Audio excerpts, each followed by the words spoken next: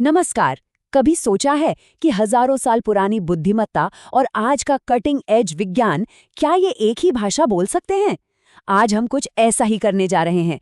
भगवद गीता के प्राचीन ज्ञान और मॉडर्न न्यूरोसाइंस के रहस्यों के बीच एक अनोखा पुल बनाने जा रहे हैं। तो चलिए एक बहुत ही दिलचस्प सवाल से शुरू करते हैं।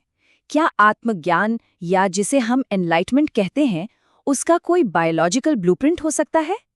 क्या हमारे दिमाग के अंदर ही एक शांत और स्थिर मन का नक्शा छिपा है? हमारी आज की खोज इन पड़ावों से होकर गुजरेगी। सबसे पहले ज्ञान और जीव विज्ञान को मिलाएंगे, फिर अपनी भावनाओं पर काबू पाने का रहस्य समझेंगे, शांति के विज्ञान में गोता लगाएंगे और आखिर में जानेंगे कि हम अपने दिमाग को कैसे और मजबूत बना सकते हैं। तो चलिए शुरू करते हैं। हमारा पहला सेक्शन एक प्राचीन कॉन्सेप्ट और हमारे दिमाग की मॉडर्न समझ के बीच की एक बहुत ही हैरान कर देने वाली समानता को सामने लाता है। यहाँ स्क्रीन पर दो शक्तिशाली विचार हैं। एक तरफ है स्थित प्रज्ञ, जिसका मतलब है स्थिर बुद्धि वाला व्यक्ति, और दूसरी तरफ है प्रीफ्रंटल कॉर्टेक्स, जिसे वैज्ञानिक हमारे दिमाग का चीफ एग्जीक्यूटिव ऑफिसर या सीईओ कहते हैं। तो ये स्थित प्रज्ञ आखिर है क्या?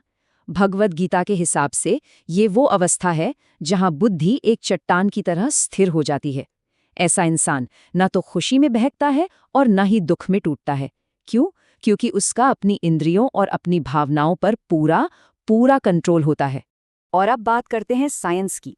प्रीफ्रंटल कॉर्टेक्स, या शॉर्ट में पीएफसी, हमारे दिमाग का वो हिस्सा है जो लॉजिक, डिसीजन मेकिंग और सबसे ज़रूरी सेल्फ कंट्रोल के लिए जिम्मेदार है। यही हमारे इमोशनल आवेगों पर लगाम कसता है। तो ये कंट्रोल काम कैसे करता है?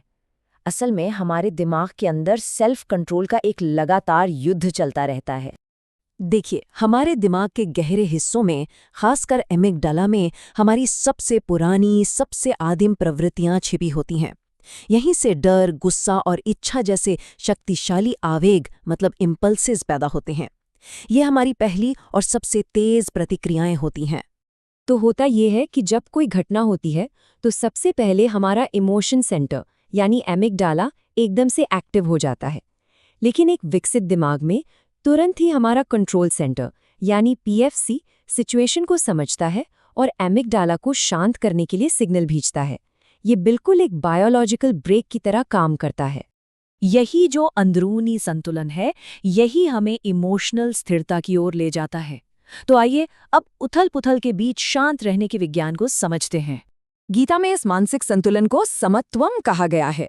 ये हर सिचुएशन में, चाहे अच्छी हो या बुरी, मन को स्टेबल रखने की काबिलियत है, और ये सीधे तौर पर स्थित प्रज्ञ की अवस्था से जुड़ा हुआ है।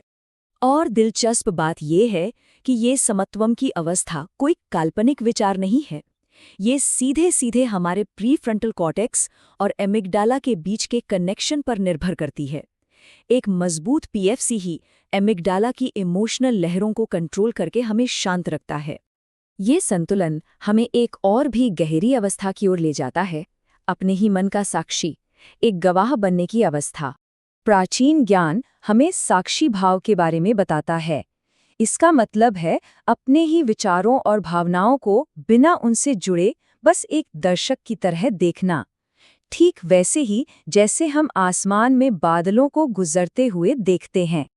और कमाल की बात है कि साइंस भी इस अनुभव की पुष्टि करता है। न्यूरोसाइंटिस्ट ने पाया है कि जब कोई व्यक्ति अपने विचारों को सिर्फ देखता है, उनका अवलोकन करता है, तो उसके दिमाग के एक खास हिस्से, मीडियल प्रीफ्रंटल कॉर्टेक्स, में एक्टिविटी बढ़ जाती है।